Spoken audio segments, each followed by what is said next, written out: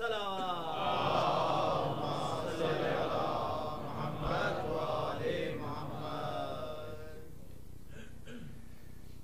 باللہ من الشیطان الرجیم بسم اللہ الرحمن الرحیم الحمد للہ رب العالمین الصلاة والسلام علی اشرف الانبیاء والمرسلین وعلی آلہ وعترتہ وَأَهْلِ بَيْتِهِ الطَّيِّبِينَ الطَّاهِرِينَ الْمَعْصُومِينَ صلوات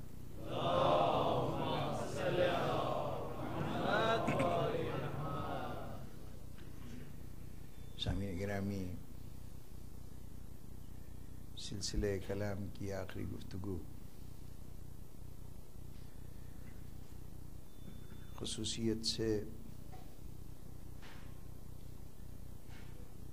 امامت کے پہلے مرحلے پر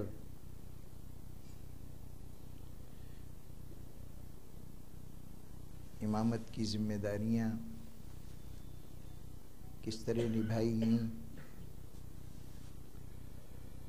اس کا جزوی تذکرہ جتنی گنجائش تھی وقت کے دامن میں آپ کے لیے روزانہ زحمتوں کو بڑھا بڑھا کر معمول سے زیادہ وقت لے کر جو کچھ عرض کر سکتا تھا کیا۔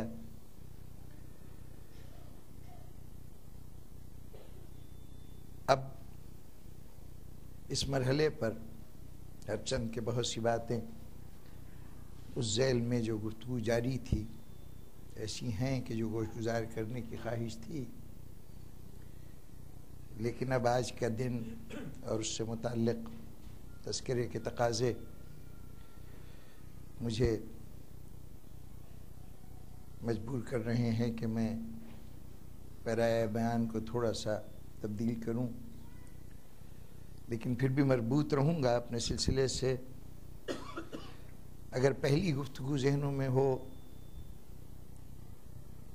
تو عرض کروں کہ میں نے گزارش کی تھی کہ امامت کے طرز عمل کا جائزہ لیتے ہوئے یہ بات پیش نظر ہونی چاہیے کہ امام جانشین رسول ہے۔ ہمیں حق نہیں پہنچتا کہ ہم امام کے لیے کہیں کہ اسے یہ کرنا چاہیے تھا اور وہ کرنا چاہیے تھا، بلکہ یہ دیکھیے کہ جس منصب پہ وہ فائز ہے وہاں اس کی ذمہ داریاں کیا ہیں، اور پھر دیکھیے کہ وہ ذمہ داریاں کیسے ادا ہوئیں۔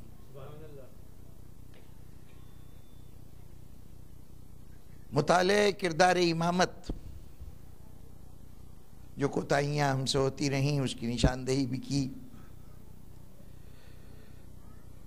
ایک اپنے فکر کو صحیح سمت میں رکھنے کے لیے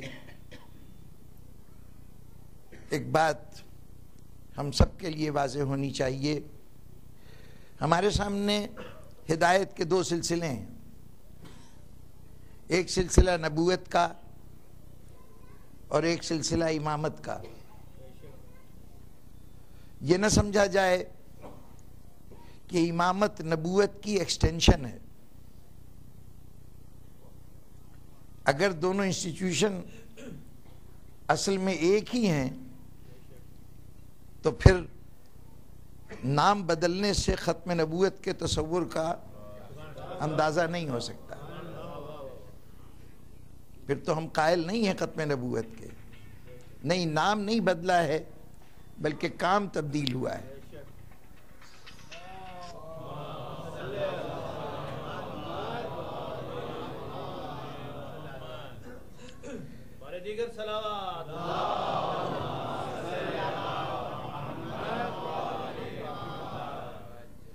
نام نہیں بدلا ہے، کام بدلا ہے۔ کچھ باتوں کی نشاندہی میں عرض کر چکا جو فرائض کے حوالے سے فرق ہے، لیکن ایک فرق جس کو اس وقت عرض کرنا چاہتا ہوں وہ یہ کہ امامت اور نبوت میں ایک بنیادی فرق یہ ہے کہ ایک نبی جب دنیا سے جاتا ہے، اس کا جو بھی دور ہو، جتنے بھی عرصے کا، جب وہ دور ختم ہوتا ہے تو اب اس کی نبوت تاریخ کا تو حصہ ہے، لیکن انسانیت کی رہنمائی کے میدان میں اب اس کا کوئی کردار نہیں ہے۔ یہودیت کا زمانہ حضرت موسیٰ کا جب تک دور تھا اس وقت تک قائم ہے، حضرت عیسیٰ آئے، اب حضرت موسیٰ کی نبوت عملاً ختم ہو گئی، اب وہی راہ راست پر ہے جو حضرت عیسیٰ کی نبوت کو قبول کرے۔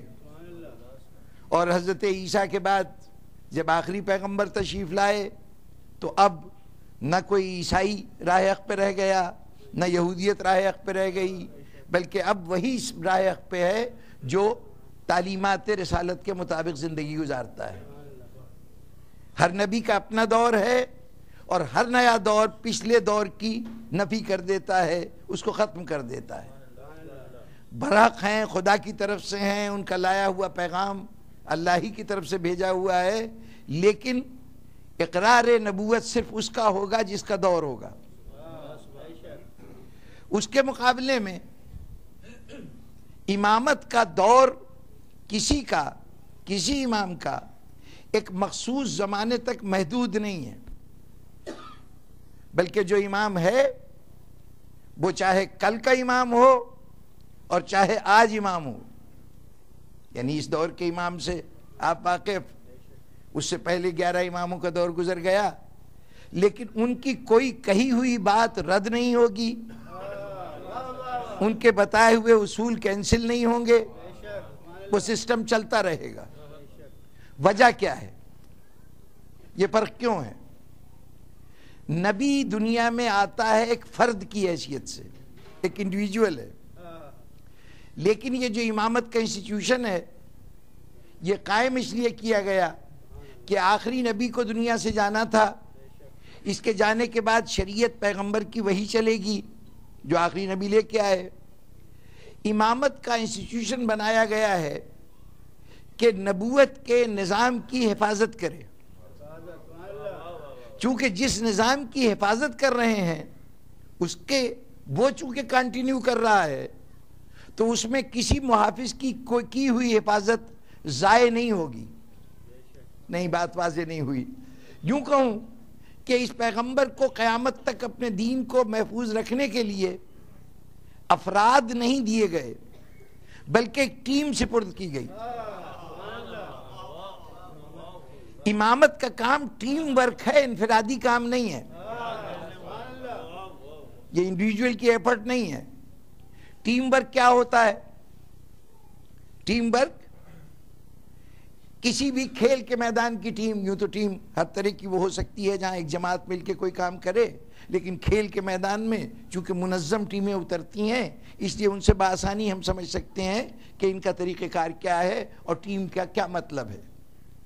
ایک بات تو یہ کہ ٹیم میں جتنے کھلاڑی اترتے ہیں ان میں سے جو کچھ بھی کرے وہ خود تو کھیل کے چلا جائے گا، اپنے حصے کا کھیل کھیل کے میدان سے ہٹ گیا، اب دوبارہ میدان میں نہیں آئے گا۔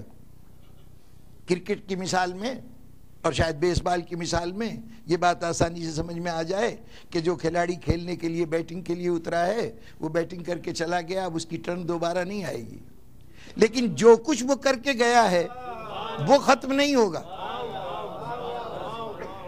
نتیجہ اس کے کیے ہوئے کو شامل کر کے ہی سامنے آئے گا۔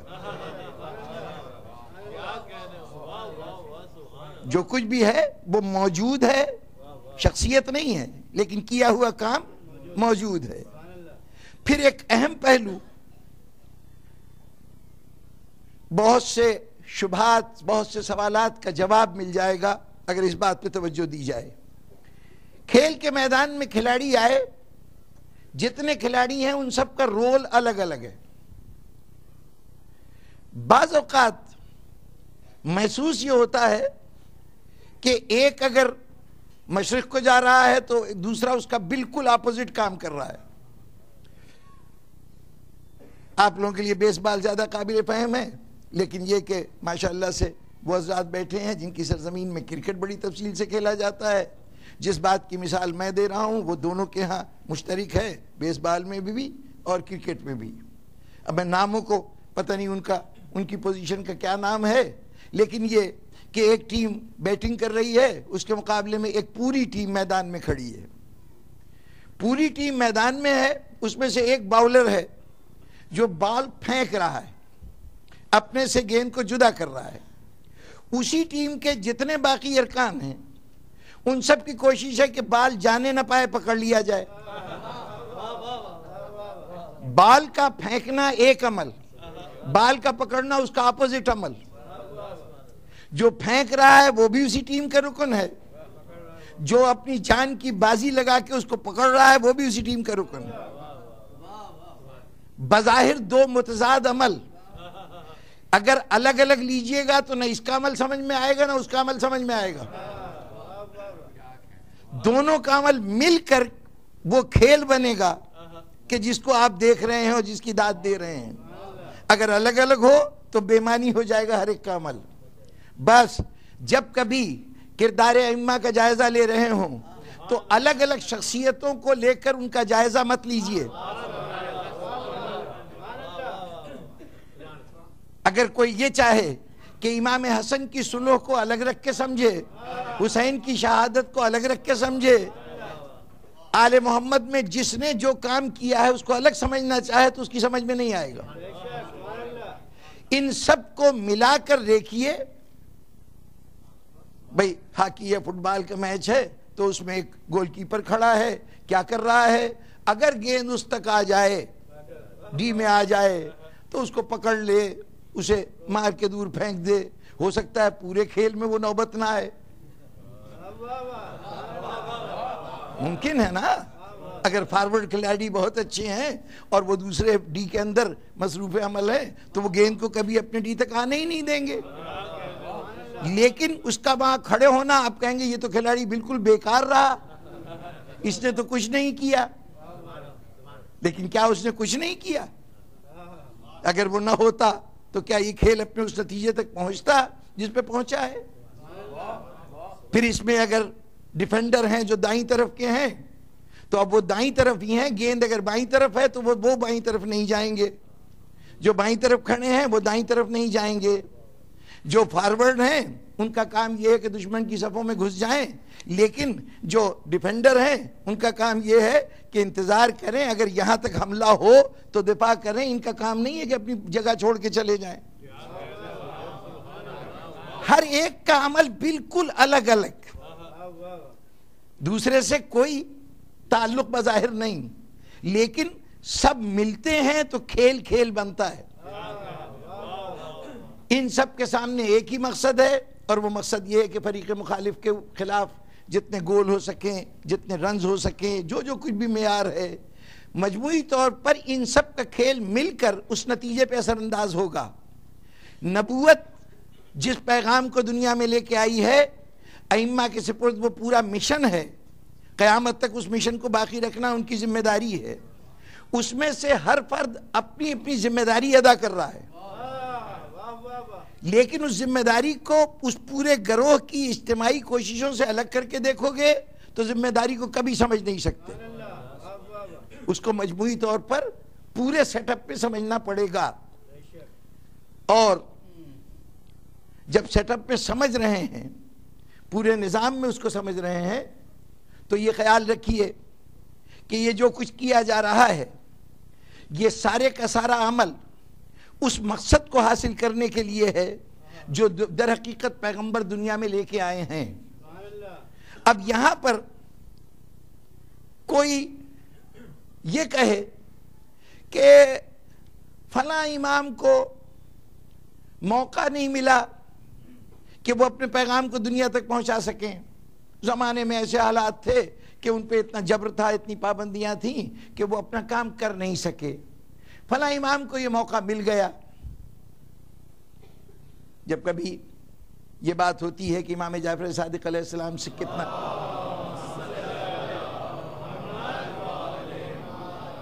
کتنا علم ہمیں منتقل ہوا، امام باقر علیہ السلام نے کتنا علم پہنچایا. تو خود ہمارے لکھنے والے لکھ دیتے ہیں کہ چونکہ اس وقت بنو عباس اور بنو امیہ کے درمیان آپس میں ایک سلطنت بنانا چاہتے تھے، ایک کی سلطنت مٹ رہی تھی، تو جن کی سلطنت مٹ رہی تھی وہ بچانے کی کوشش کر رہے تھے، جو قبضہ کرنا چاہتے تھے وہ حصول کی کوشش کر رہے تھے، کشمکش جاری تھی. ائمہ کو موقع مل گیا کہ وہ پیغام نبی کو دنیا تک پہنچا سکیں. جس امام کا ذکر آج کے حوالے سے ہے اس کے لیے کہا گیا کہ کربلا کے مصائب کے بعد اتنی پابندیاں تھیں، اتنی سختیاں تھیں کہ وہ عوام سے براہ راست رابطہ نہیں رکھ سکتے تھے. چنانچہ انہوں نے دعاؤں کو اپنا ذریعہ بنایا اور دعاؤں کے ذریعے سے پیغام آل محمد کو آگے پہنچایا. شاید کوئی اس جواب سے یا اس وضاحت سے یا صورتحال کی اس تشریح سے مطمئن ہو جائے. میرے لیے یہ بات قابل قبول نہیں ہے کہ حالات نے تقاضا کیا اور امام نے مجبوراً دعاؤں کا سہارا لیا. میں یہ پہلے کہہ چکا کہ امام وقت زمانہ ہوتا ہے، وہ زمانے کا حاکم ہوتا ہے، زمانے پر مکمل اختیار ہوتا ہے، وہ زمانے کا محتاج نہیں ہے، زمانہ اس کے حکم کا پابند ہے. اگر امام کسی وقت آپ کو ٹھہرا نظر آئے تو سمجھ لیجئے کہ اس ٹھہرنے ہی میں حکمت ہے اور اس کی منشا داخل ہے، اور کسی وقت چلتا ہوا نظر آئے تو سمجھ لیجئے کہ چلنا ہی اس وقت کی ضرورت ہے، اس کو سمجھنے کی کوشش کی جانی چاہیے. اب میں عرض کروں اس وضاحت کے بعد کہ اس ٹیم کا کام کیا ہے؟ پیغمبر کے لائے ہوئے پیغام کو جاری رکھنا، اس کو قیامت تک اس سلسلے کو آگے بڑھانا. پیغمبر کے فرائض کیا ہیں؟ 4 فرائض کا تذکرہ کیا گیا. ان 4 فرائض کا انالیسس کیجئے، اس کا تجزیہ کیجئے تو آپ کو معلوم ہوگا 4 فرائض بنیادی طور پر ایک ہی فرض ہے کہ اس انسان کو جو جہالت کے ساتھ دنیا میں آیا ہے، جس کا علم بالکل نہ ہونے کے برابر ہے، اس کو دولت علم سے آراستہ کرنا. 4 فرائض ہیں. یتلو علیہم آیات ہی، ان کے اوپر اللہ کے آیات جو ہیں ان کی تلاوت کرو. یہ تلاوت کرنا کیا ہے؟ جو وہ نہیں جانتا وہ جانے ان آیات کے ذریعے. ان کے نفوس کا تزکیہ کرو. زندگی کے اندر جو اس نے روش اختیار کی ہے اس روش کی اصلاح کر کے اس کو بتاؤ کہ صحیح طریقہ زندگی کیا ہے. اور پھر اس کے بعد اس بات کو واضح لفظوں میں بیان کر دیا گیا کہ نبی کی ذمہ داری ہے کہ یعلمہم الکتاب والحکمہ، وہ تمہیں کتاب کی بھی تعلیم دے اور حکمت کی بھی تعلیم دے. پیغمبر معلم بن کے آیا ہے، علم دینے کے لیے آیا ہے. جب نبی علم دینے کے لیے آیا ہے تو علم پہنچانا انسانیت تک یہ ائمہ کی بھی ذمہ داری ہوگی. قیامت تک وہ علم پہنچاتے رہیں گے، اصل مشن ان کا یہ ہے. اچھا، جب علم پہنچانے کے لیے آئے ہیں تو ایک بات پیش نظر رہے کہ علم کا دوسرا نام ہے طاقت.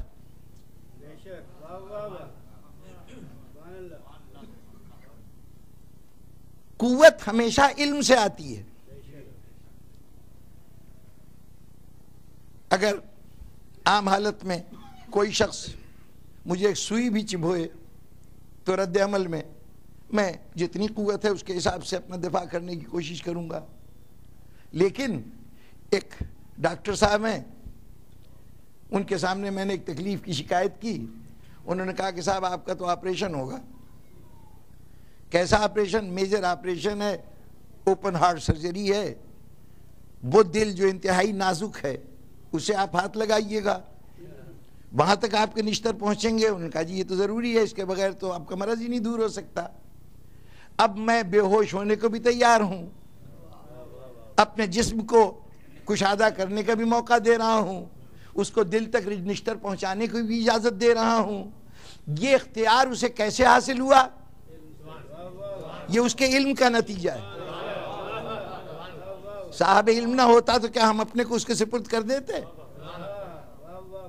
ایک لوہے کا کام کرنے والا بدمزاج لوہے کو، جو اپنی سخت مزاجی کی وجہ سے کسی کی بات نہیں سنتا، اسے اٹھاتا ہے، حسب منشا اسے حرارت دیتا ہے، اس کو پھر جو شکل دینا چاہتا ہے دے دیتا ہے. یہ اختیار کس طرح سے مل رہا ہے؟ وہ علم جو لوہے کو ڈھالنے کا کی صلاحیت عطا کرتا ہے وہ یہ علم ہے. جہاں بھی دیکھیے گا ہمیشہ اختیار نتیجہ ہوگا علم کا. یعنی علم آتا ہے تو طاقت آتی ہے، قوت آتی ہے، اختیار آتا ہے. اور اگر اختیار اور قوت اور طاقت بالکل اس طرح سے آئے کہ کوئی روک ٹوک نہ ہو، کوئی پابندی نہ ہو. دیکھیے اختیار ہوگا تو پابندی ہو بھی نہیں سکتی. اختیار و پابندی ایک دوسرے کی ضد ہیں. تو اختیار کے لیے ضروری ہے کہ باہر سے پابندی تو نہ ہو، کیونکہ اختیار تبھی ہوگا جب پابندی نہیں ہوگی. لیکن اپنے اندر کوئی سیلف سسٹم ایسا ہو کہ جب اختیار آئے تو اس کو قابو میں رکھا جائے. اب علم ہے، علم کا نتیجہ اختیار. اختیار کہا جاتا ہے کہ جب کہیں بے حساب طاقت آ جائے، مکمل طاقت آ جائے تو اتنی ہی بے راہ روی آ جاتی ہے. Absolute power corrupts absolutely. جی اگر کہیں اختیار اتنا آ جائے کہ اس کے اوپر کوئی ریسٹرکشن نہیں ہے، کوئی پابندی نہیں ہے، تو اس کا نتیجہ ہوگا کہ مکمل طور پر وہ شخص ظلم پہ اتر آئے گا، دوسروں پہ زیادتی ناانصافی کرے گا، دوسرے کا حق تلف کرے گا. پرانے عہد کے بادشاہوں کے ساتھ یہی عارضہ تھا. اس لیے انسانوں نے اس کے لیے ایسے نظام چیک اور بیلنس کا نظام قائم کیا کہ جہاں اختیار جائے وہاں پر ایک چیک بھی اس کے اوپر لگا دیا جائے، اختیار کو بے قابو نہ ہونے دیا جائے. علم دیتا ہے اختیار. اختیار اگر بے قابو ہو تو تباہی کا باعث ہے، فساد کا باعث ہے. اس لیے ضروری ہے کہ اس کے اوپر پابندی بھی ہو. اب پابندی کس کی ہو؟ کون پابندی لگائے؟ علم، صاحب علم پر پابندی لگانے کے لیے کوئی ایسی طاقتور ہستی چاہیے جو علم میں بھی بے حساب ہو اور طاقت بھی بے حساب رکھتا ہو، اور وہ ذات ہے خدا کی. اب دین آیا ہے علم دینے کے لیے. پیغمبر آئے یہ بتا کے چلے گئے کہ تم تک علم پہنچانا ہے. جتنے احکامات قرآنی ہیں، جو سب سے پہلی 5 آیتیں نازل ہوئیں، اس میں سے 3 آیتیں ایسی ہیں جو علم کا ذکر کر رہی ہیں. 5 آیتیں آئی ہیں جس میں سے 2 میں تخلیق کا ذکر ہے.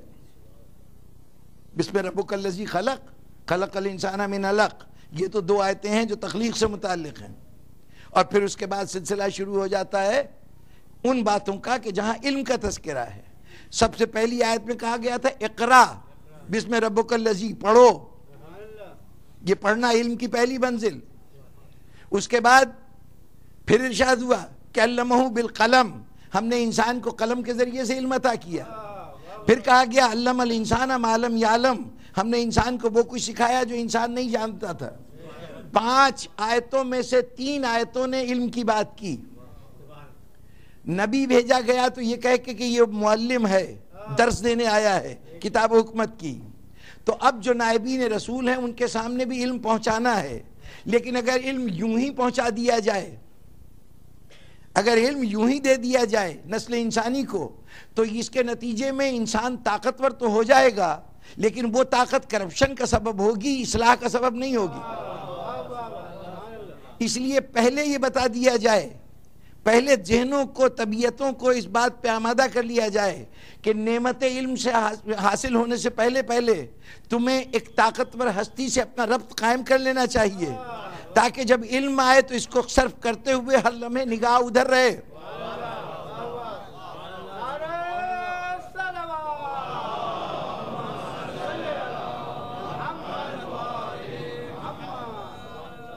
اب اگر پورے نظام نبوت و امامت کو سامنے رکھ کے دیکھیے تو ایسا لگتا ہے کہ نبی کا، یوں تو باقی سارے ذمہ داریاں بھی نبی کی ہیں، لیکن سب سے پہلا کام نبی کا ہے کہ وہ تلاوت کتاب کر دے، وہ مین سورس آف نالج انسان تک منتقل کر دے.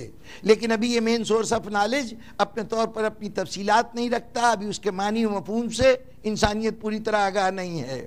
اس کے بعد رسول کا کام ہے تزکیہ نفس. تو تزکیہ نفس کے لیے امامت کے وہ تمام ابتدائی سلسلے کہ جن کی ذمہ داری ہے کہ وہ قانون کی وضاحت کرتے جائیں، شریعت کے احکامات کی تشریح کرتے جائیں، تاکہ یہ معلوم ہو جائے کہ کس طرح انسان کو پاکیزہ بنایا جا سکتا ہے.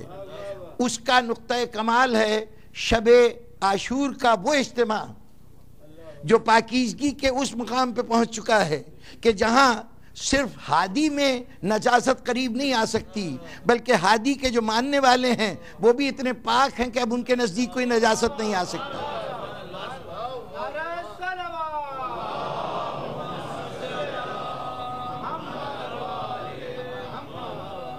اب یہ مرحلے طے ہو گئے، انسان کو جو بیسکس تھے وہ پڑھائے جا چکے، اب اس کے بعد منزل آ رہی ہے علم دیے جانے کی، لیکن علم دیے جانے سے پہلے ضروری ہے کہ اس کے علم کے لیے کنٹرول فراہم کر دیا جائے۔ امام زین العابدین علیہ السلام کی پوری زندگی یہ جو دعاؤں میں گزری ہے، دعاؤں میں گزری ہے، کہا دیکھو یہ علم یہ نہ سمجھنا کہ یہ کہیں یہاں سے پیدا ہوا ہے، ہمارا اللہ سے ربط بتاتا ہے کہ یہ ربط قائم رہے تو پھر یہ علم تمہارے لیے مفید ہے۔ اب اس کے بعد کے امام علم دینا شروع کریں گے، لیکن اس سے پہلے ذہنوں کو اللہ سے اتنا مربوط کر دیا جائے کہ یہ علم بے عربی کا سبب نہ بن سکے۔ یہ دعاؤں کا جو درس ہے وہ ہوا ہی اس لیے ہے کہ ذہن آمادہ ہو جائیں اور اس مقام پہ آ جائیں کہ جہاں پر یہ براہ راست اس علم کو دنیا تک پہنچا سکیں۔ اچھا جناب والا، یہ امام کا فریضہ تھا کہ وہ پہلے اللہ سے انسانوں کا ربط قائم کر دے۔ آپ نے اپنی زندگی میں اسی عمل کو سر انجام دیا۔ یہ آپ کی شخصیت کوئی معمولی شخصیت نہیں ہے۔ عموماً ہم جب کبھی اپنے اماموں کا ذکر کرتے ہیں تو یہ بتا دیتے ہیں فلاں کی اولاد ہیں، فلاں کے گھرانے سے تعلق رکھتے ہیں۔ یہ جو امام ہے اس کے سپرد وہ کام تھا جو کسی اور امام کے سپرد نہیں ہے۔ تزکیہ نفس کا فریضہ سر انجام دینے والے امام، 3 امام پہلے بنیادی کام ان کا تھا تزکیہ نفس کرنا، جس کا انجام کربلا ہے، جس کی پروڈکشن جو ان کی پروڈکٹ ہے اس کا نام ہے کربلا۔ ان 3 اماموں کی جو پہلے گزرے ہیں، اور اس کے بعد امامت کے جتنے بھی چوتھے امام کے بعد جتنے امام ہیں ان سب کا کام ہے علم منتقل کرنا۔ اس میں امام زین العابدین علیہ السلام تنہا وہ شخصیت ہیں جن کا کام یہ ہے کہ یہ عطاوان ہونے والے علم کو استعمال بعد میں کرنا، پہلے اللہ سے ربط قائم کر لو۔ اس ربط کو قائم کرانے والی واحد شخصیت امام زین العابدین ہیں، جس کے سپرد یہ واحد کام کیا گیا تھا۔ وہ شخصیت معمولی شخصیت نہیں ہے۔ ایک بڑی تفصیلی گفتگو نسلی اعتبار سے امام کی انفرادیت پر یہیں پر ایک اور مقام پہ ہو چکی ہے۔ ظاہر ہے کہ یہ پورا مجمع وہاں موجود نہیں تھا، میں اب اس ساری گفتگو کو دہرانے کا نہ تو وقت ہے اور نہ اس کی گنجائش ہے، صرف ایک پہلو کی طرف توجہ دلاؤں۔ جس زمانے میں اسلام دنیا میں آیا ہے، اسلام کے آنے کے بعد کا جو دور ہے، یعنی جو امام زین العابدین اسلام کا زمانہ ہے، اس دور میں اگر آپ غور کیجئے تو انسانیت کی ارتقاء 2 ڈائریکشنز میں ہوئی ہے اس وقت تک۔ ایک ڈائریکشن وہ روحانی ارتقاء ہے جہاں انسان نے خدا سے ربط کو حاصل کرنے میں غیر معمولی کمال پیدا کیا ہے، جہاں پر کردار سازی ہوئی ہے، جہاں شخصیتوں کی اس طرح تعمیر ہوئی ہے کہ انسان دین سے وابستہ ہو سکے، خدا سے وابستہ ہو سکے، آخرت کا خیال اس کی نگاہوں میں ہو۔ یہ کون سی یہ ارتقاء کہاں ہوئی؟ اولاد ابراہیم میں۔ ایک طرف انبیاء کا وہ سلسلہ ہے جو بنی اسرائیل میں ہے، ایک طرف وہ نبی ہیں جو بنی اسماعیل میں ہیں، اور جس میں آخری نبی یعنی جس میں حضرت اسماعیل کے بعد پھر درمیان میں نبی تو نظر نہیں آتے، لیکن نبی نما بہت سی شخصیتیں نظر آتی ہیں۔ ایسی شخصیتیں ہیں کہ جن کے اشارے پر اللہ کی آیات ظاہر ہوتی ہیں۔ حضرت عبد المطلب کے فراہم کردہ چیزوں میں سے یہ جو آج چاہ زمزم ہے، یہ حضرت اسماعیل کے لیے یہ چاہ زمزم یہ دنیا میں ظاہر ہوا تھا، اس کے بعد یہ چھپا دیا گیا تھا کہ لمبی داستان ہے، 800 سال تک یہ پردہ غیبت میں رہا، کسی کو نہیں معلوم تھا کہ یہ چاہ زمزم کہاں ہے۔ حضرت عبد المطلب نے اس گمشدہ چاہ زمزم کو دوبارہ نکالا۔ آج جو مسلمان حج کے لیے جاتا ہے اور چاہے زمزم کا پانی تبرکن لے کے آتا ہے اور پی کے آتا ہے، اسے پہلے عبد المطلب کا شکریہ ادا کرنا چاہیے، اور اس کے بعد عبد المطلب وہ شخصیت ہیں کہ جن کی عظمت کا اس سے اندازہ لگائیے۔ دین کے معاملے میں ہم سب کو اختیار حاصل ہے کہ جتنے طریقے دین کو دوسروں تک پہنچانے کے ہیں ان سب طریقوں کو اختیار کریں. اگر مباحثے سے دین پہنچتا ہے تو مباحثے سے پہنچائیے، مناظرے سے دین پہنچتا ہے تو مناظرہ کیجئے، اگر کسی مقام پر جدل لڑائی لڑنی پڑتی ہے تو مجادلے کے ذریعے دین پہنچائیے. جو بھی صورت ہو یہ سب اختیار کرنا آپ کے اپنی ثوابدید پر، آپ کے اپنے فہم پر، آپ کے اپنے عقل کے اوپر منحصر ہے. لیکن ایک طریقہ ہے دین کی حمایت کا، اس طریقے کا نام ہے مباہلہ. یہ مباہلہ کرنا ہر شخص کا اختیار نہیں ہے. میں کسی کو چیلنج کر دوں کہ آئیے میں آپ کے لیے بد دعا کرتا ہوں، آپ میرے لیے بد دعا کیجئے، یا ہم دونوں جھوٹے کے لیے بد دعا کرتے ہیں اور جو جھوٹا ہوگا اس کو سزا مل جائے گی. یہ بات، یہ اختیار اللہ نے اپنے مخلوق میں اپنے انبیاء کو بھی نہیں دیا کہ وہ مباہلے کے لیے چیلنج کریں. مجادلہ ہو سکتا ہے، مقاتلہ ہو سکتا ہے، مناظرہ ہو سکتا ہے، مباحثہ ہو سکتا ہے، مقابلے کی تمام صورتیں ہو سکتی ہیں، لیکن مقابلہ بصورت مباہلہ یہ ہر خاص و عام کو اس کی اجازت نہیں. اس لیے کہ مباہلہ وہ طریقہ ہے،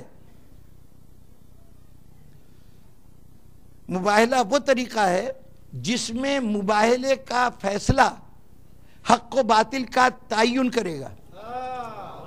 دیکھیں مناظرے میں دو آدمی مناظرہ کر رہے ہیں، ایک آدمی کی دلیل مضبوط تھی، دوسرا آدمی اس کا جواب نہیں دے سکا، تو ہم کہیں گے ہمارا آدمی جو تھا جو جواب نہیں دے سکا اس کی سمجھ میں نہیں آیا اس وقت اس کا جواب کیا ہونا چاہیے.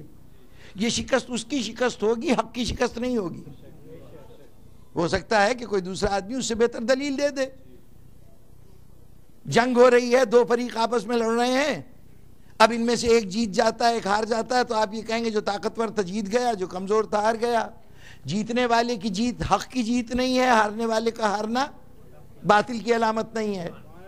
وہی مسلمان جو بدر کے اندر کامیاب ہوئے، وہی مسلمان احد کے اندر تقریباً ناکام ہو گئے. تو اب بدر کی کامیابی بھی مسلمانوں کی کامیابی تھی، اسلام کی کامیابی نہیں.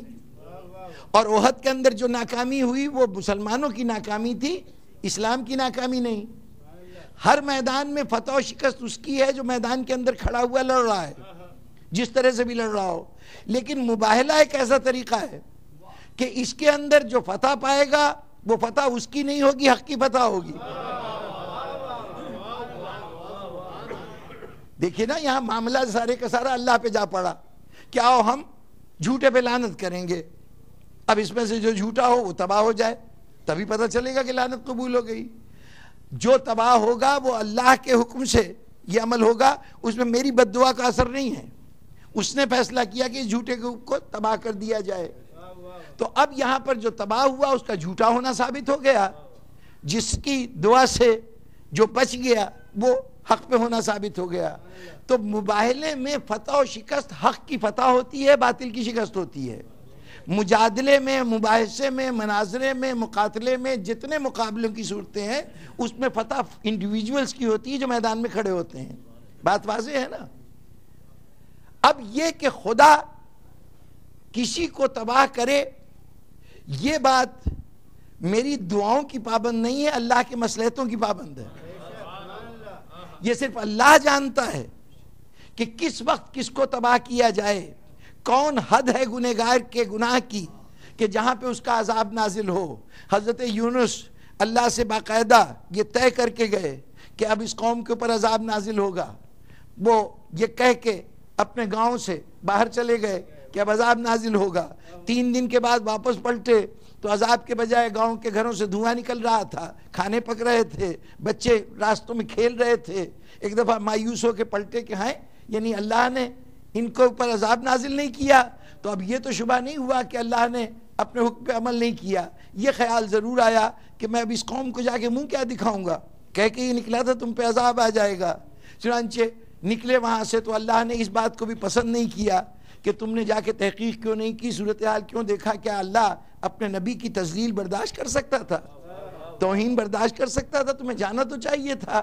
لیکن یہ وہاں سے چلے آئے. نتیجتاً وہ جو مچھلی کے پیٹ میں رہنا پڑا یہ گویا اس عمل کا نتیجہ تھا.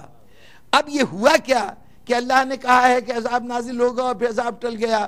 معلوم یہ ہوا کہ جیسے ہی حضرت یونس گاؤں سے نکلے اور عذاب کی ابتدائی علامتیں ظاہر ہونے لگیں تو گاؤں والوں کو خیال آیا کہ یہ جو یونس کہہ رہے تھے وہ صحیح ہے اور ان کا رب بالکل وہ ان کا جس رب کی بات کر رہے تھے وہی رب ہمارا بھی رب ہے.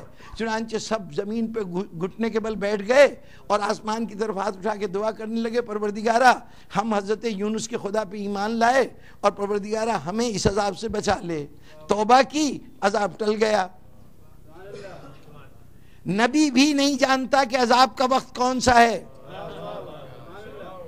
اور ہم کہہ رہے ہیں کہ فیصلہ ہوگا اس بات سے کہ جس پہ عذاب نازل ہوگا وہ باطل, جو عذاب سے بچ جائے گا وہ حق. تو جب تک منشاء الہی سے انسان واقف نہ ہو مباہلہ نہیں کر سکتا کہ کیا یہ وقت عذاب ہے بھی کہ نہیں.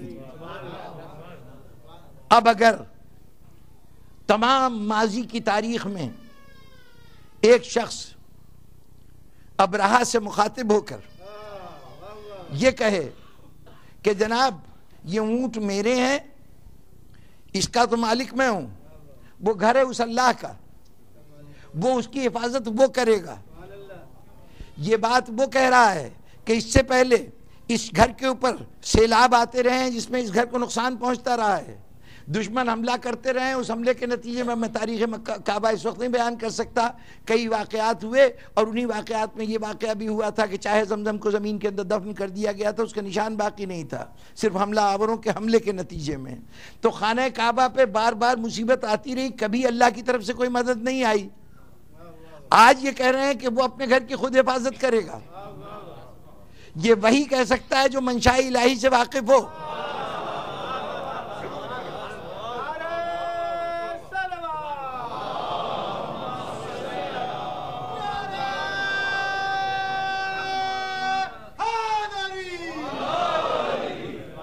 تو یہ تو ضمناً بات آ گئی تھی. اب اس نسل میں وہ لوگ ہیں کہ جو روحانی عظمتوں کے حامل ہیں, جو اس پائے کے لوگ ہیں کہ نبی نہیں کہلاتے لیکن نبیوں سے زیادہ با اختیار نظر آ رہے ہیں. حضرت عبد المطلب جیسی شخصیتیں اور بھی شخصیتیں ہیں جیسے جن کے ساتھ ایسے واقعات وابستہ ہیں. اور پھر روحانیت اپنے نقطۂ کمال پہ پہنچ گئی کہ اس میں وہ ذات پیدا ہوئی جو زمانے کا پیغمبر ہے اور جس نے معراج کی منزل پہ پہنچ کر بتایا کہ روحانی عظمت کی وہ سطح بھی آ جاتی ہے جہاں بندے اور خدا کے درمیان پھر کوئی رکاوٹ رہ نہیں جاتی. یہ روحانی عظمتوں کا کمال تھا جو اس ایک لڑی میں نظر آیا. عین اسی وقت جب روحانی عظمتیں اپنے کمال کو چھو رہی تھیں, ایک اور دنیا تھی, ایک اور علاقہ تھا جہاں کے اوپر مادی ارتقاء کے مناظر دکھائے جا رہے تھے, جہاں سلطنت کے قیام نے یہ بتایا کہ مضبوط سلطنتیں کیسی ہوتی ہیں, جہاں تہذیب و تمدن نے بتایا کہ زندگی کو خوشگوار طریقے سے کیسے گزارا جا سکتا ہے, زندگی میں حسن کیسے آ سکتا ہے. روحانی ارتقاء کی منزل کا نام تھا عرب اور مادی ارتقاء کی انتہا تھی ایران.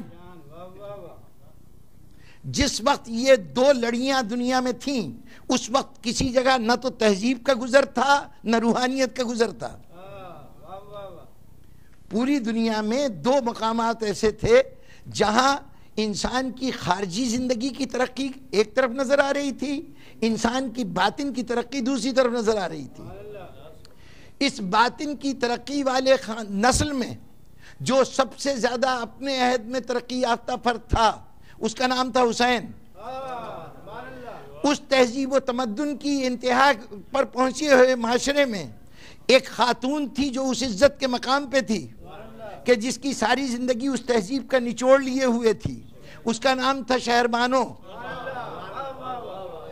دو کمال کا جب اتصال ہوا تو نتیجے میں سید الساجدین دنیا میں.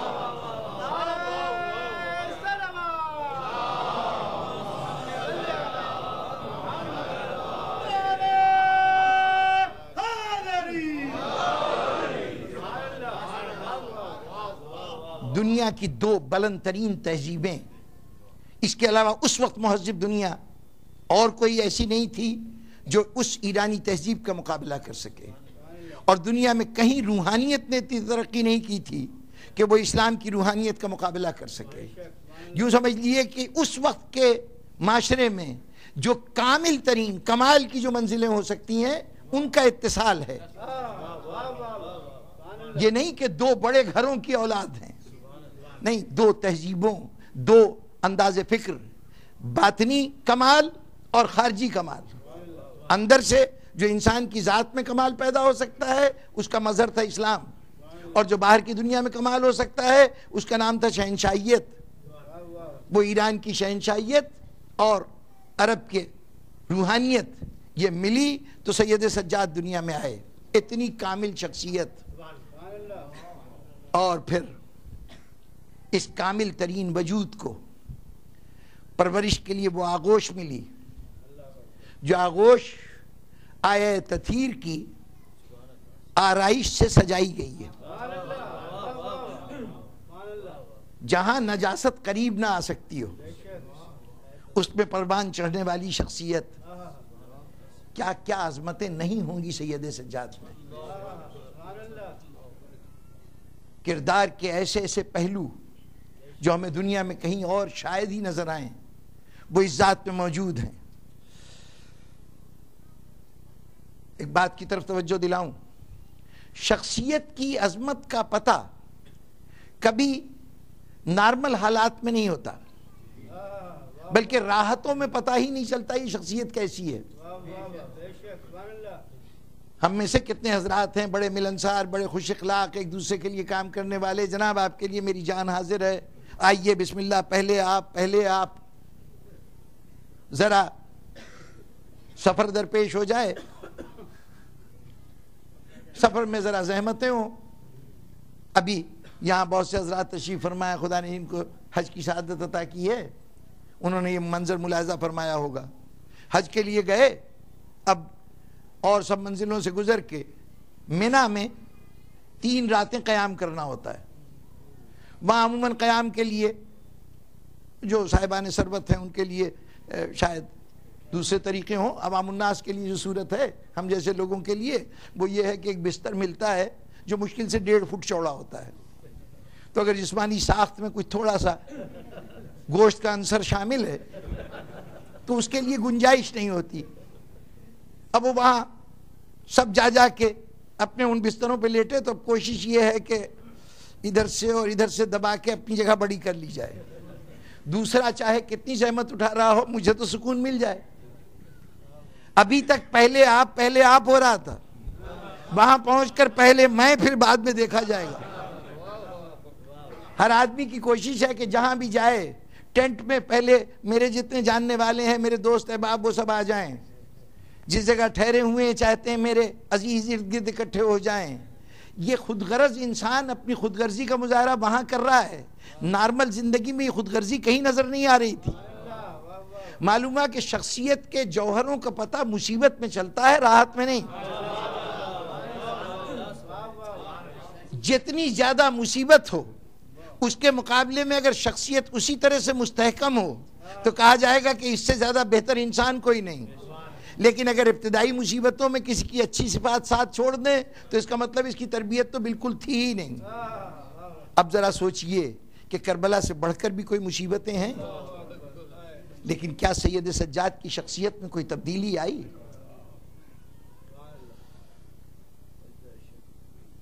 کس مرحلے کا ذکر کروں؟ آئیے ایک منظر دیکھیے. امام حسین السلام کے خیموں سے ایک شخصیت نکل رہی ہے کہ جس کے نکلنے کا انداز ایسا ہے کہ یزید کے فوج کے سپاہیوں نے بیان کیا کہ جس وقت یہ جمان نکل رہا تھا خیمے کے پردے بار بار اٹھتے تھے، بار بار گرتے تھے.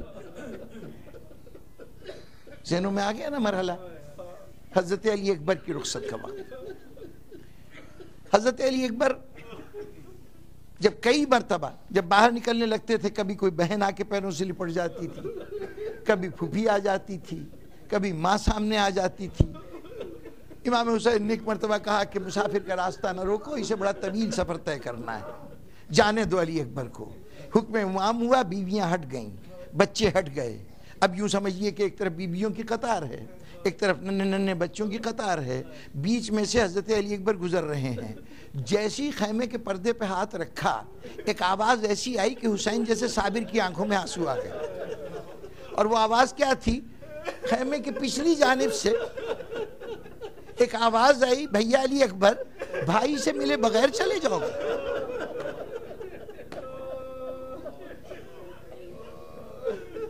علی اکبر نے سنا، پلٹ کے دیکھا، بیمار بھائی خیمے کی لکڑی کو پکڑ کے کھڑے ہونے کی کوشش کر رہا ہے۔ پلٹ کے گئے، بھائی کے گلے میں باہیں ڈالیں، دونوں بھائی حسین کی بے کسی پہ آنسو بہاتے رہے، اور اس کے بعد وہ مرحلہ آیا کہ سید سجاد نے اجازت دی، حضرت علی اکبر باہر نکلنے لگے۔ جب خیمے سے نکل گئے تو فرمائش کی سید سجاد نے کہ خیمے کا پردہ اٹھا دو، پردہ اٹھا دو، میں اپنے بھائی کی لڑائی دیکھنا چاہتا ہوں۔ خیمے سے جتنا منظر نظر آتا رہا سید سجاد دیکھتے رہے۔ علی اکبر جنگ کر رہے تھے، سید سجاد دیکھ رہے تھے۔ جنگ کرتے کرتے ایک ٹیلے کی آڑ سے ایک شخص تھا، حسین ابن نمیر، اس نے علی اکبر کے سینے پر برچھی ماری، برچھی لگی، علی اکبر گھوڑے سے نیچے گرے، ادھر گھوڑے سے نیچے گرے، ادھر سید سجاد غشی میں گر گئے۔ بس سامعین محترم، اس منظر کو ذہن میں رکھیے۔ 2 سال بعد، واقعہ کربلا کے 2 سال بعد، یزید کی فوجوں نے مدینے پہ حملہ کیا، مدینے کو تاراج کیا۔ اس کے بعد مکے پہ حملہ آور ہوا، عبداللہ ابن زبیر مکے کے اندر تھا، باہر سے فوجوں نے حملہ کیا۔ اس سال حج نہیں ہو سکا، باہر فوجیں ٹھہری ہوئی تھیں۔ اسی دوران میں حج کا موسم گزر گیا، محاصرہ جاری تھا کہ 14 ربیع الاول کو 64 ہجرہ یزید ہلاک ہو گیا۔ یزید ہلاک ہوا تو اس کی فوجوں کو خبر پہنچی کہ یزید تو ختم ہو گیا۔ اب وہ جو فوجیں یزید کے سہارے پہ لڑ رہی تھیں، جب بادشاہی سلامت نہیں رہا تو اب وہ کس کے لیے لڑتے؟ ان کے اندر ایک بے چینی پیدا ہوئی، اور ادھر جو اندر والے تھے وہ بھی شیر ہو گئے کہ اب تو ہمارا مقابل ہی ختم ہو گیا۔ انہوں نے بڑھ بڑھ کے حملے کرنے شروع کیے، یزید کی فوج منتشر ہو گئی۔ اب جب ایک دفعہ پیر میدان سے اکھڑ جائیں تو پھر اس کے بعد دشمن کے لیے حملہ کرنا زیادہ آسان ہو جاتا ہے۔ اب جو شام سے آئی ہوئی فوج تھی، دمشق سے آئی ہوئی فوج تھی، وہ لوگوں کا نشانہ بننے لگی۔ ہر سپاہی چھپتا پھر رہا تھا کہ اس کی جان لے لی جائے۔ اس عالم میں حسین ابن نمیر جو فوج کا سردار تھا، وہ بھی بھٹکتا ہوا صحراؤں میں گشت کر رہا تھا کہ کسی صورت سے راستہ ملے اور پناہ ملے تو یہاں سے دمشق تک چلا جائے، اپنی جان بچا لے۔ اس دوران میں بھوکا پیاسا ایک دن رات کے وقت صحرا میں اس نے دیکھا کہ ایک جگہ روشنی ہو رہی ہے۔ بڑھ کے چلا گیا کہ جاتا ہوں، اجنبی لوگ ہیں، جا کے کچھ غذا مل جائے گی، پانی مل جائے گا، اور شاید اس کے بعد کوئی راستہ مل جائے اور میں دمشق کی طرف جا سکوں۔ پہنچ گیا، پہنچا، معلوم ہوا کہ کوئی صاحب حیثیت ٹھہری ہوئی شخصیت ٹھہری ہوئی ہے، اس کے خیموں میں آگ جل رہی ہے۔ جیسے ہی وہاں پہنچا، وہاں پر فوراً کہا گیا کہ آؤ، تم مسافر آئے ہو، بھوکے پیاسے ہو، آؤ تمہاری خاطر تواضع کا انتظام ہے۔ فوراً اس کو بٹھایا گیا۔ اب ایک شخصیت سامنے آئی جس نے آ کے اس کے سامنے دسترخوان بچھایا۔ جو اس قیام گاہ کا نگران تھا وہ آیا، اس نے دسترخوان بچھایا، غذا سامنے رکھی۔ اب جو اس نے غور سے دیکھا تو پورے راستے جو قافلے کو لے کے گیا تھا نا حسین ابن نمیر، وہ سید سجاد کو اچھی طرح پہچانتا تھا۔ ایک مرتبہ زمین سے پیروں سے نکل گئی کہ اگر سید سجاد ہیں تو یہ تو مجھے نہیں چھوڑیں گے، میں نے تو بہت ظلم اور زیادتیاں کی ہیں۔ اب بڑا پریشان، غذا کھا لی۔ اس کے بعد اہتمام یہ کہ سید سجاد نے اپنے خیمے میں اس کے لیے بستر بچھایا، آ شیخ آرام کر لے۔ ابن نمیر بیٹھ گیا، بستر پہ لیٹ گیا، سوچا رات کی تاریکی ہے، سید سجاد نے مجھے پہچانا نہیں، لیکن صبح اگر پہچان لیں گے تو میری خیر نہیں ہے۔ رات کو ایک مرتبہ یہ دیکھ کے کہ امام بظاہر سو رہے ہیں، اپنی جگہ سے اٹھا کہ میں خاموشی سے اسی وقت یہاں سے نکل جاؤں تاکہ صبح ان کا سامنا نہ ہونے پائے، صبح کی روشنی میں پہچانا جاؤں گا۔ یہ سوچ کر نکلنا چاہتا تھا کہ آواز آئی، شیخ کہاں جا رہا ہے رات کے اس حصے میں؟ کہا حضور میں چاہتا ہوں کہ رات کی تاریکی میں چلا جاؤں، اندھیرے میں چلا جاؤں، ابھی سورج نہیں نکلا ہے، سورج کی تمازت میں سفر بہت مشکل ہوگا۔ کہا اچھا جانا چاہتا ہے تو یوں نہ جا۔ کیسے جائے گا؟ تیرے پاس سواری نہیں ہے۔ ایک اونٹنی منگوائی، کہا یہ لے تیرے سواری کے لیے اونٹنی حاضر ہے۔ وہ سوار ہو کے جانے لگا، کہا ایک منٹ ٹھہر جا، صحرا میں جا رہا ہے، کیا کرے گا تو؟ اگر پانی نہ ملا تو کیا کرے گا؟ مشکیزہ لاؤ، اس کے ساتھ باندھ دو۔ ایک مشکیزے میں پانی بھر کے ساتھ باندھا گیا. بس اب ابن نمیر کے برداشت سے بات باہر ہو گئی تھی. کہا ایسا لگتا ہے سید، ایسا لگتا ہے کہ آپ نے مجھے پہچانا نہیں. آپ نے پہچانا نہیں. تو سید سجاد نے کیا جواب دیا؟ کیا میرا بھائی علی اکبر بلائی جانے والی چیز ہے؟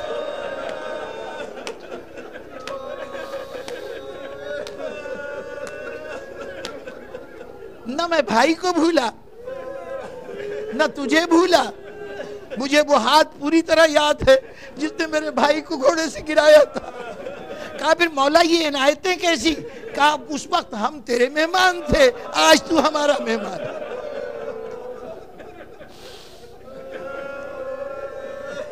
یہ ہے کردار کی وہ عظمت، یہ ہے وہ کردار کی عظمت جس کا مظاہرہ سید سجاد نے پوری زندگی کیا ہے.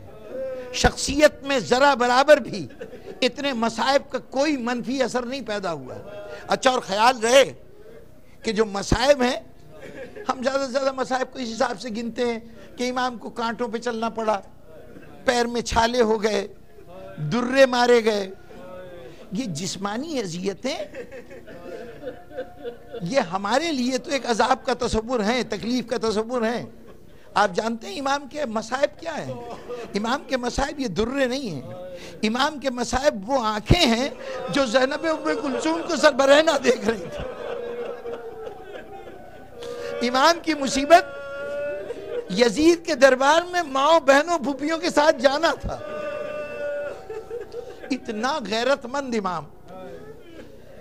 ایک واقعہ مقاتل میں لکھا ہے، 9 محرم کو امام نے جب اصحاب سے گفتگو کر لی، اصحاب کے سامنے یہ پیشکش کی کہ تم لوگ چلے جاؤ. اصحاب نے رکنے کا فیصلہ کیا. امام نے دعائے خیر دی اور اس کے بعد یہ طے ہوا کہ سب کوئی اپنے اپنے خیموں کو ذرا سے اپنی جگہ سے اکھاڑیں اور حسین کے خیموں کے گرد لے آئیں، تاکہ صبح اگر لڑائی ہو رہی ہو تو تیر وغیرہ آ کے اہل حرم کو متاثر نہ کریں، کسی کو نقصان نہ پہنچے. سب نے اپنے خیمے اپنی جگہ سے اکھاڑے اور حسین کے ارد گرد خیموں کا حصار بنا دیا گیا، ایک دیوار کھڑی کر دی گئی. ان خیموں میں بیٹھ کر اصحاب حسینی عبادت کرنے لگے.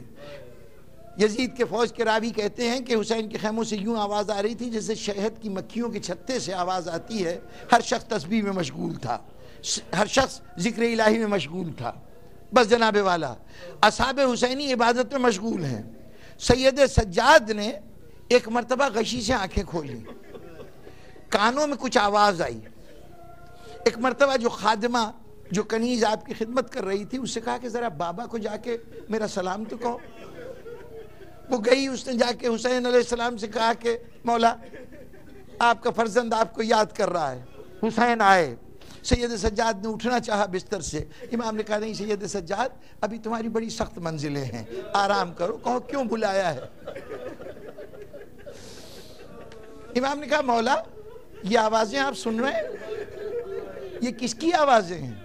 حسین نے کہا میرے انصار ہیں، تسبیح و تقدیس میں مشغول ہیں. ہاتھ جوڑ کے مخاطب ہوئے، بابا آپ کے اصحاب جیسے اصحاب کسی کے نہیں، بڑے بے مثال ہیں، لیکن ہیں تو نامحرم نا. ان کی آواز خیموں میں آ رہی ہے، کہیں ایسا نہ ہو کہ کوئی بیوی ذرا بلند آواز سے بات کرے اور اس کے آواز ان کے کانوں تک پہنچ جائے. بابا اپنے ان انصار سے کہیے اپنے خیموں کو یہاں سے ہٹا لیں. میں سید سجاد وعدہ کرتا ہوں کہ میں ان کی قبروں پہ کھڑا ہو کے کہوں گا میری جان تم پہ قربان، لیکن ان کے خیموں کو پیچھے ہٹا دے. پتہ نہیں اس جملے میں کیا بات تھی. حسین کھڑے تھے، ایک مرتبہ زمین پہ بیٹھ گئے، پھر کھڑے ہوئے، پھر بیٹھ گئے، اور پھر کھڑے ہو کے ایک جملہ کہا، بیٹا سید سجاد آج کا انتظام میرے ذمہ ہے، میں جیسے مناسب سمجھا ہوں کر رہا ہوں، کل رات کو بیویوں کے پردے کا انتظام تم کر لینا.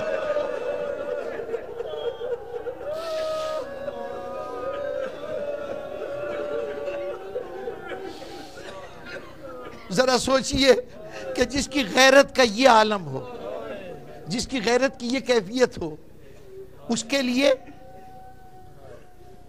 امامت کا دور شروع ہو رہا ہے سید سجاد کا. ایک رات پہلے جس کو یہ اندیشہ ہے کہ کہیں بیویوں کی آواز غیروں کے کانوں تک نہ پڑ جائے. غیر چاہے کتنے ہی محب حسین ہو لیکن ان کے کانوں تک آواز نہ پہنچ جائے. اس کے ساتھ اس سے بڑی یعنی سوچئے کہ پریشان کن صورتحال، رنج و علم والی صورتحال کوئی اور ہو سکتی ہے کہ امام مسند امامت پر جلوہ افروز ہو رہے ہیں. حسین علیہ السلام کی شہادت ہوئی ہے، امام علیہ السلام یوں سمجھئے کہ ان کی امامت کا دور بلا فصل شروع ہو گیا. اب پہلا مسئلہ امام کے سامنے پیش ہو رہا ہے، امام زمانہ کے سامنے پہلا شرعی مسئلہ پیش ہو رہا ہے. کون امام زمانہ؟ جو اپنوں کی آواز بھی نہیں چاہتا تھا کہ عزیزوں تک بیویوں تک پہنچے. اس کا پہلا مسئلہ یہ پیش ہو رہا ہے کہ پھوپھی سامنے کھڑی ہے، بیٹا سید سجاد خیموں میں آگ لگ چکی ہے، یہ آگ ہمارے لباس تک پہنچ رہی ہے، بتاؤ ہمارے لیے کیا حکم ہے. جو امام آواز تک سننے کا روادار نہیں ہے غیروں کی، وہ کہہ رہا ہے پھوپھی اماں آپ بچوں کو لے کے صحرا میں نکل جائیے.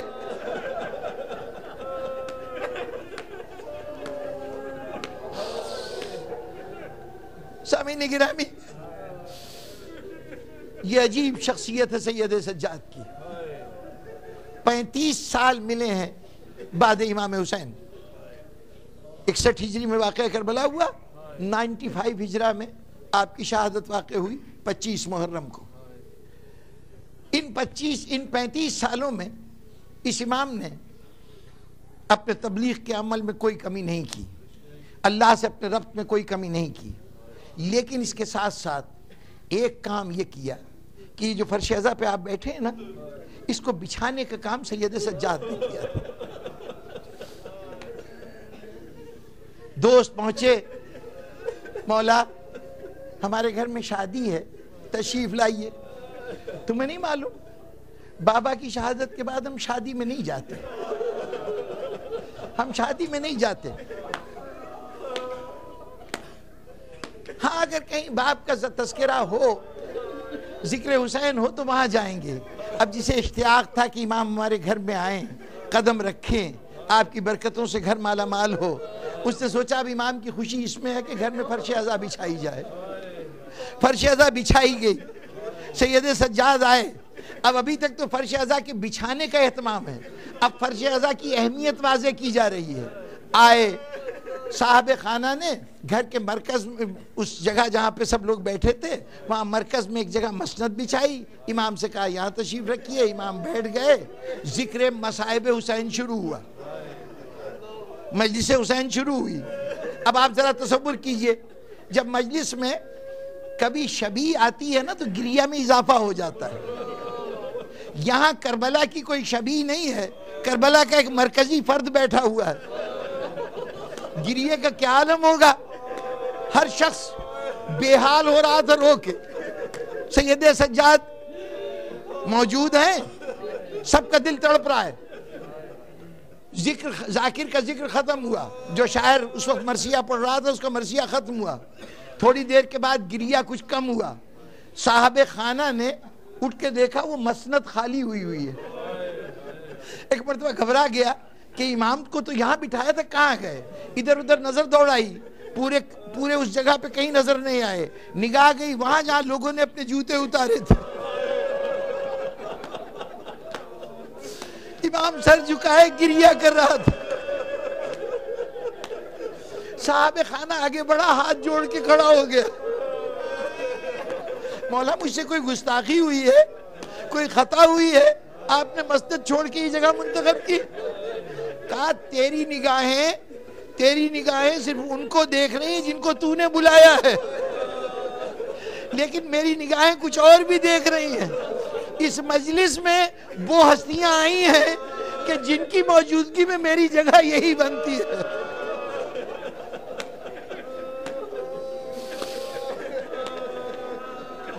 کیا کہنے اس عزادار امام کے، پوری زندگی عزائے امام کے لیے وقت کر دی. اور عزا، آپ تو عزا خانے بناتے ہیں نا، یہاں اطمینان سے آ کے بیٹھتے ہیں، یہاں عزا کرتے ہیں. اس کی عزا کا کیا عالم ہے؟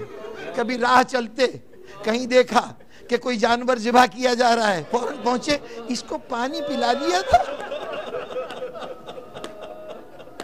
لوگوں نے کہا کہ آپ کے جد کی کا فرمان ہے کہ پہلے جانور کو پانی پلا لیا جائے ذبح کرنے سے.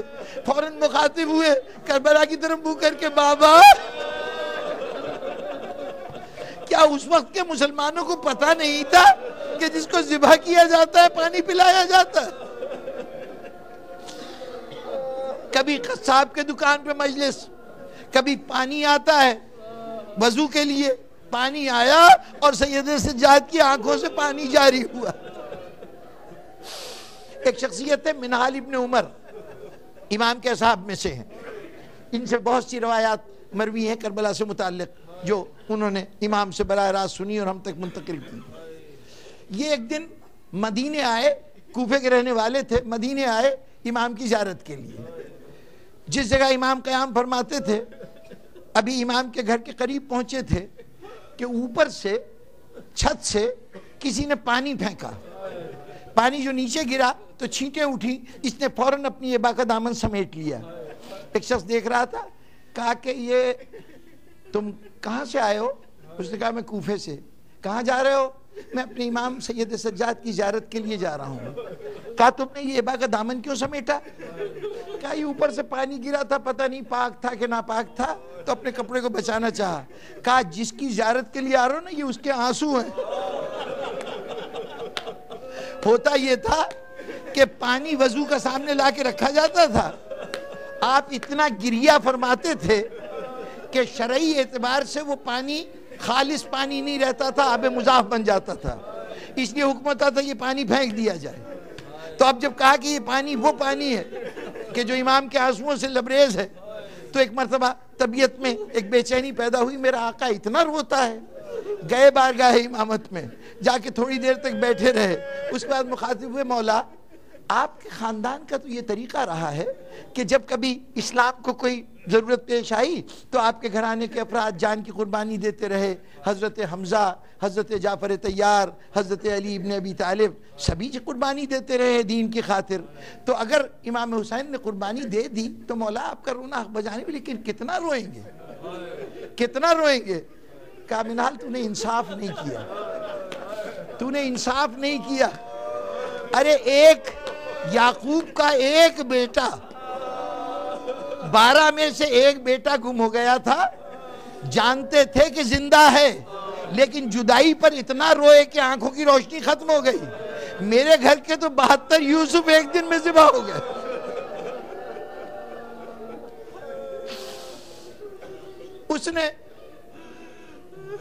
اس نے جب یہ کہا کہ مولا یہ تو آپ کے خاندان کا طریقہ رہا ہے، تو اس پہ امام نے ایک اور جملہ کا منہال، اس میں کوئی شک نہیں کہ یہ ہمارا طریقہ رہا ہے رائے خدا میں جان دینا، لیکن ذرا انصاف کر، کیا یہ بھی ہمارا طریقہ رہا ہے کہ ہماری مائیں بہنیں بازاروں میں پھرائی جائیں، درباروں میں پھرائی جائیں؟ جب کوئی پوچھتا تھا مولا آپ پہ سب سے زیادہ ستم کہاں ہوئے تو بے ساختہ کہتے تھے شام شام شام. یہ شام میں کون سی مصیبتیں تھیں، یہ کون سی مصیبتیں تھیں؟ یزید کے دربار میں زینب کا بے مخنہ و چادر جانا. ارے یزید کے دربار میں زینب کا کسی حال میں بھی جانا.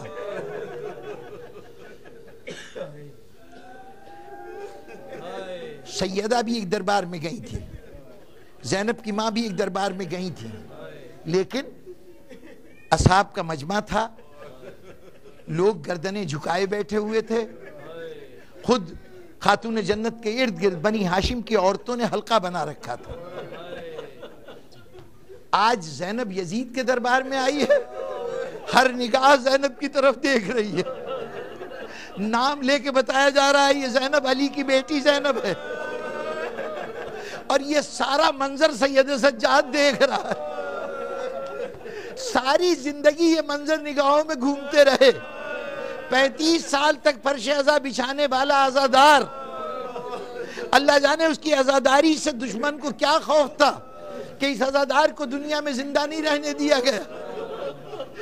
آج کی شب سید سجاد کو زہر دیا گیا، اور کل وہ دن آیا کہ یہ عزا خانوں کو رونق دینے والا، فرش عزا بچھانے والا اس دنیا سے حسین کا ماتم کرتا ہوا رخصت ہو گیا. بجناب والا چند جملوں کی زحمت، جاتے جاتے جاتے جاتے کچھ وصیتیں کر کے گئے تھے. ان میں سے ایک وصیت یہ تھی کہ یہ جو میری اونٹنی ہے نا اس پہ سوار ہو کے میں نے کئی حج کیے ہیں, تو یہ اونٹنی اگر مر جائے نا, ایک تو اس کو پانی دینا, اس کو دانہ دینا, اس کی خبر گیری کرنا, اور جب یہ مر جائے تو اس کی لاش کو صحرا میں پھینک نہ دینا, اس کو دفن کر دینا, دفن کر دینا. مولا جانوروں کو دفن کر دے, خدا جانے کون سی حسرت تھی جو اس تمنا کی صورت میں ظاہر ہوئی. بہر طور بس 2 جملے میرے اور گفتگو ختم. جب سید سجاد دنیا سے رخصت ہوئے, سید سجاد دنیا سے رخصت ہوئے, ظلم کا نشانہ بنے تھے, زہر کے نتیجے میں شہادت ہوئی تھی, لیکن جب جنازہ اٹھا ہے تو یہ وہ جنازہ تھا کہ تاریخ نے کہا مدینے میں کوئی گھر باقی نہیں بچا تھا جو جنازے میں شامل نہ ہوا ہو. بھائیو, اولاد کی تمنا ہوتی ہے کہ اگر باپ دنیا سے چلا جائے تو جنازہ دھوم سے اٹھائے, اہتمام سے اٹھائے, عزیزوں کو خبر دیتا ہے, دوستوں کو اطلاع دیتا ہے کہ سب جنازے میں شامل ہو جائیں. آج یقیناً امام باقر جب جنازہ باپ کا اٹھا رہے تھے, پورے مدینے کا ہجوم تھا, تو ایک مرتبہ دل میں خیال آیا ہوگا, بابا میں نے آپ کے جنازے کو کتنا اہتمام سے اٹھایا. اور سید سجاد تابوت میں کہہ رہے ہوں گے, بیٹے تو نے تو میرا جنازہ اٹھایا, کاش دیکھتا میں نے بابا کا جنازہ کیسے اٹھایا تھا. کوئی اپنا عزیز ساتھ نہیں تھا, چٹائی پہ لاش کو کئی جگہ سے جمع کر کے حسین کے جنازے کو اٹھایا تھا. آئیے سید سجاد کے جنازے کو کاندھا دیجئے, ماتم سید سجاد.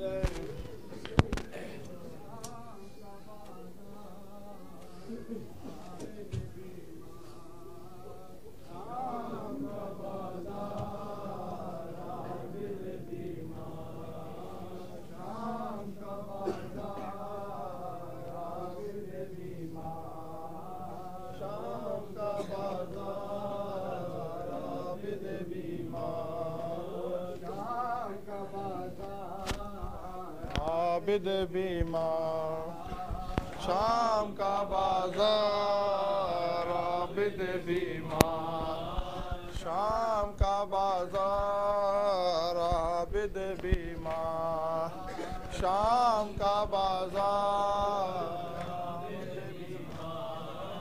شام کا بازار, عابد بیمار شام کا بازار, عابد بیمار شام کا بازار, عابد بیمار شام کا بازار, عابد بیمار شام کا بازار, عابد بیمار شام کا بازار, عابد بیمار شام کا بازار, عابد بیمار شام کا بازار, عابد بیمار شام کا بازار, عابد بیمار شام کا بازار, عابد بیمار وہ شام کا بازار, عابد بیمار شام کا بازار, عابد بیمار شام میں بیڑے چوک گیا شام کا بازار, عابد بیمار شام میں بیڑے چوک گیا شام کا بازار, عابد بیمار شام کا بازار, عابد بیمار شام کا بازار, عابد بیمار شام کا بازار, عابد بیمار شام کا بازار, عابد بیمار پاؤں میں بیڑے چوک گرابا شام کا بازار, عابد بیمار شام کا بازار, عابد بیمار پاؤں میں بیڑے چوک گرابا شام کا بازار, عابد عابد بیمار شام کا بازار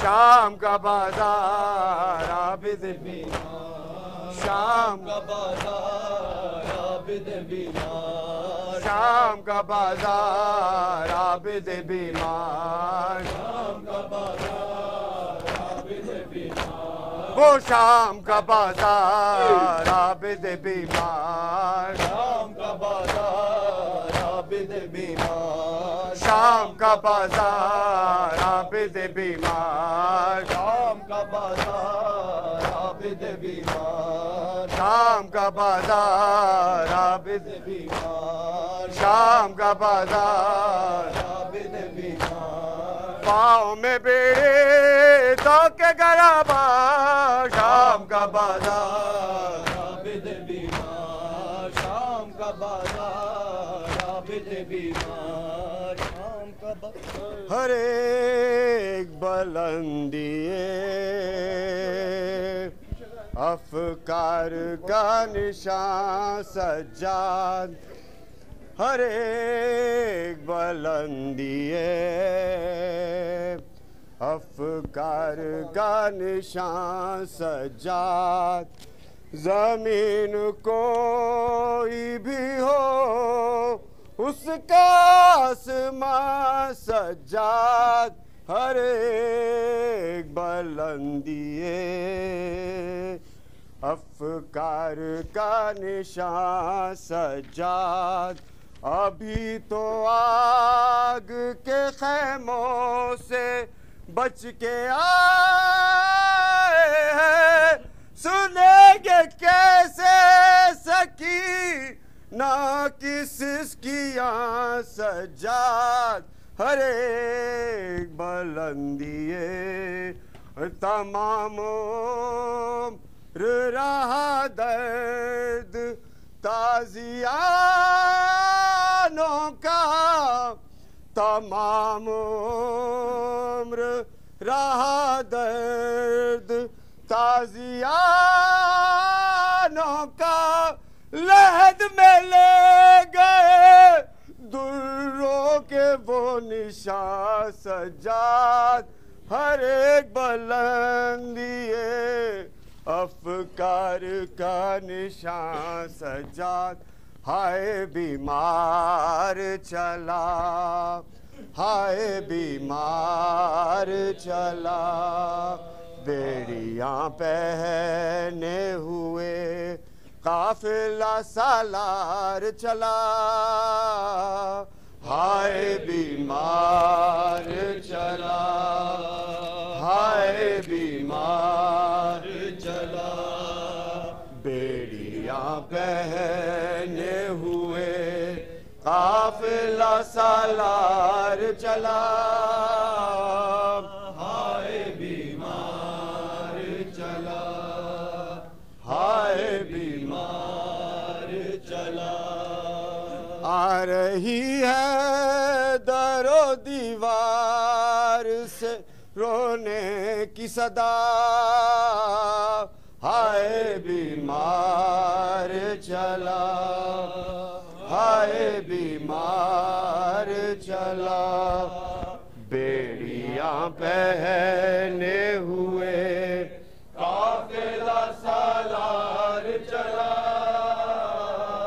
ہائے بیمار چلا ہائے بیمار چلا بیڑیاں پہنے ہوئے قافلہ سالار چلا ہائے بیمار چلا ہائے بیمار چلا بیڑیاں پہنے ہوئے قافلہ سالار چلا ہائے بیمار چلا ہائے بیمار چلا تازیہ نے کبھی مارے کبھی پتھر مارے ہائے شہ کے پیارے ہائے شہ کے پیارے ہائے شہ کے پیارے کس قدر زخمی مسافر پہ ہوئی جور و جفا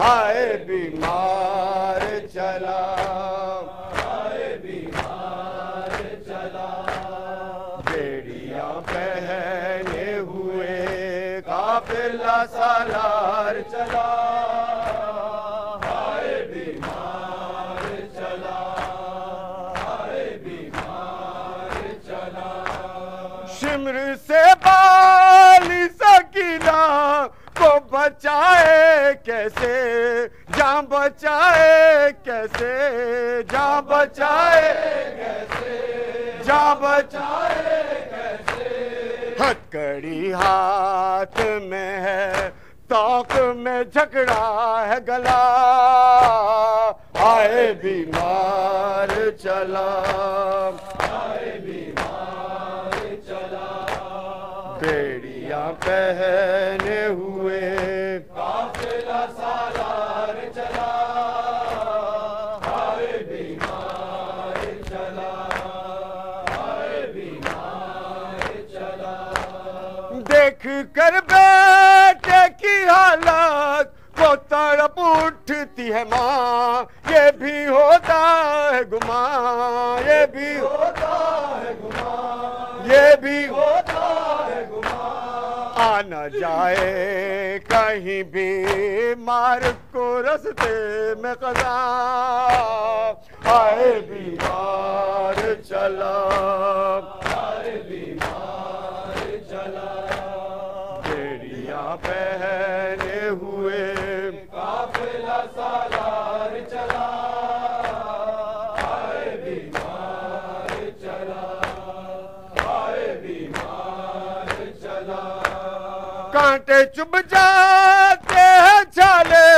کبھی چھل جاتے ہیں ہائے دکھ پاتے ہیں ہائے دکھ پاتے ہیں ہائے دکھ پاتے ہیں پاب رہنا یہ اذیت کا سفر اور یہ جفا ہائے بیمار چلا ہائے بیمار چلا بیڑیاں پہنے ہوئے قافلہ سالار چلا ہائے بیمار چلا ہائے بیمار چلا آہ کرتے تو دروں کی سزا کھاتے ہیں یوں تڑپ جاتے ہیں یوں تڑپ جاتے ہیں یوں تڑپ جاتے ہیں ہائے کس حال میں ہے